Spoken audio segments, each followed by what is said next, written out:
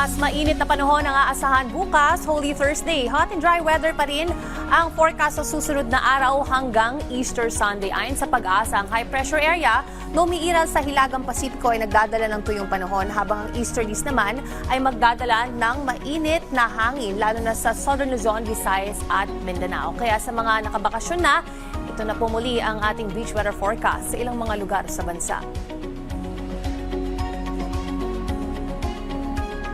Inaasahan naman this coming Holy Thursday hanggang Easter Sunday, halos zero chance of rains tayo sa Metro Manila, Cebu City at sa Metro Davao. Samantala, babala sa mga magbivisita iglesia bukas o lalabas for outdoor activities dahil posibleng pumalo sa higit pa sa 40 degrees Celsius ang heat index sa ilang mga lugar sa bansa. Kabilang dyan ang Virac. Posibleng umabot yan sa 45 degrees Celsius. At bukas nga ng hapon sa Metro Manila, posibleng umabot sa 35 to 36 degrees Celsius ang temperatura. Paalala po, para maiwasan ang heat exhaustion o heat stroke, magbaon ng panangga sa araw, magsuot ng sunscreen at kung maaari iwasan ng outdoor activities sa tanghali at sa hapon. Keep safe at stay hydrated. Laging tandaan may tamang oras para sa bawat Pilipino. Panapanahon lang yan.